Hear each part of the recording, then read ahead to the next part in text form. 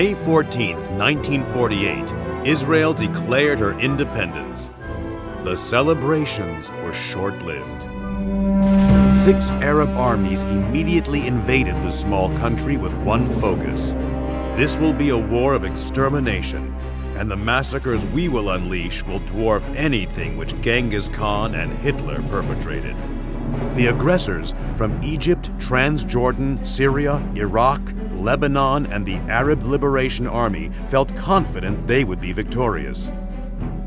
They had thousands of troops and a significant air force with fighters and bombers. Israel had much fewer troops and no air force. This time, however, individuals around the world did not pause when the Jewish people needed help. Foreign volunteers raced to join the fight for the young nation's survival.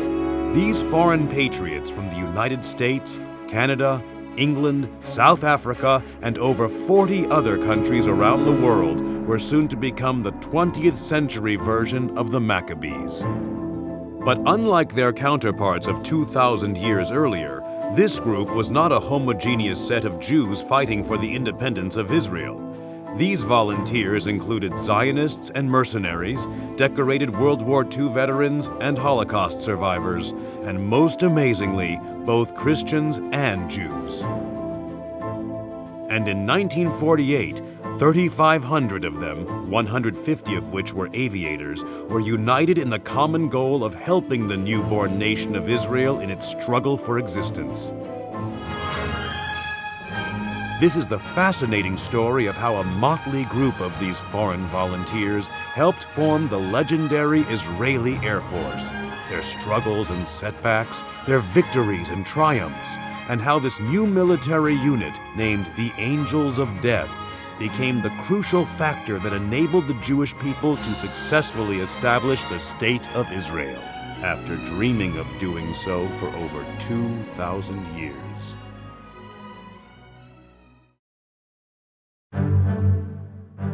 I am a pilot. My basic job was to drop bombs on Japanese Navy ships. And I was enamored with the idea of being a fighter pilot. I served in the South African Air Force.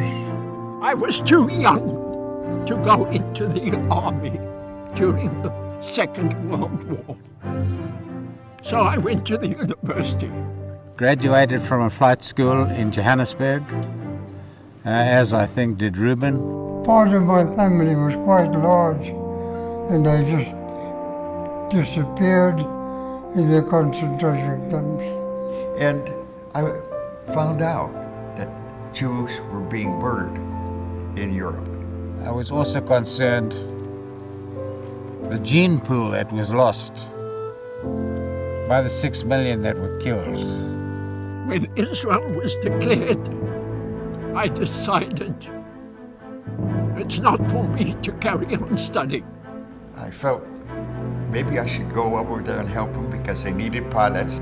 The way I was raised, I felt I had to go. First of all, I loved to fly. Second of all, it was all of my dreams forever was to help the Jewish people. In my passport, it said in red letters, do not go there for the purpose of fighting in another country. We had people from about 10 countries. It's against the law, but if I get killed, I don't have to worry about that one. So I said, yes, I'd be very interested. And now all the orifices in my body are going like this, you know, I was all excited. He came and he said, we need to go over there. I said, you're crazy. You know, we've got 50 or 60 hours, a minimal amount of time. He says, never mind, we're going. We're going, okay, so we went. As Mel Brooks used to say, you have to have the will to live. You know what that is? You have to have the will to get up there and fight.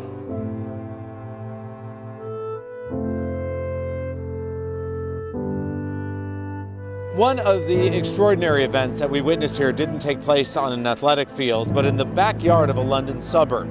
An 89-year-old World War II veteran who was supposed to be at the London Olympics 64 years ago arrived here to meet the relative who knows the reason he didn't make it the first time. It was supposed to be London 1948, not 2012. But Mitchell Flynn told us back in Hancock Park he had other plans, secret plans. I told my mother I was going to the Olympics. You lied to your mom.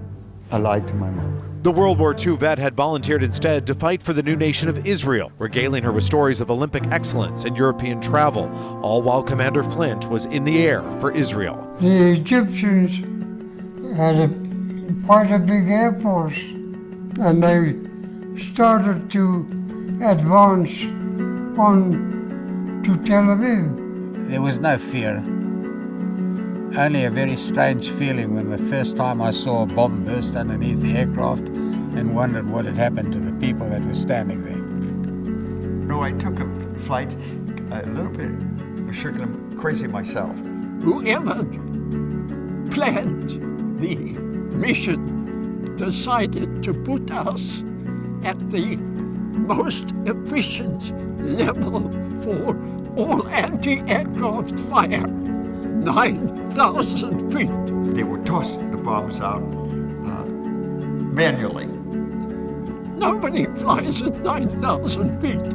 And everything we had attacked them. Power in the engine, blah, blah, blah, blah, blah, blah, shook you physically, and which was a great thrill for me. The guys we had, they flew with so much guts that they stopped the Egyptians. And the Egyptians didn't have the right spirit. I became part of the airplane. I wasn't some jerk pilot sitting there. I was the hottest thing in the whole world, man. I was sent down in a Stratocruiser to pick up wounded soldiers. They found a baby in a burlap sack. The baby was crying and alive, had a bullet hole through the shoulder. Hair went right through. The guy was practically dead, but he was raving. I gotta get back there. I gotta get back there. Take me back, don't fly me back home. I tell you, the guy brought tears to my eyes because the doctor said he's not gonna last till the end of the flight. I flew this child back to Tel Aviv for treatment. What happened to the child afterwards, I don't know. He said, "Did you hear what happened?" I said, "No, what happened?" He said, "Buzz Berling was killed with Cohen." I said, "What happened?" He said, "The airplane took off and blew up." And he flew straight into the ground, making a big hole. On final approach, they descended onto Bovetas. Both aircraft landed upside down. Manny's people got killed. Their hearts were with Israel.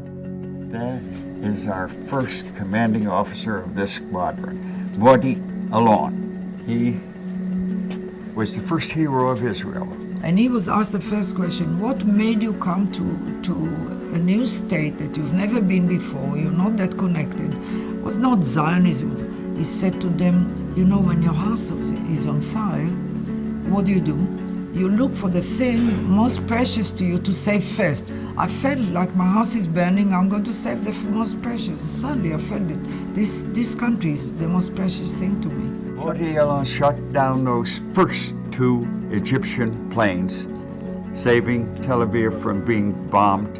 I was very proud, showed how much guts he had.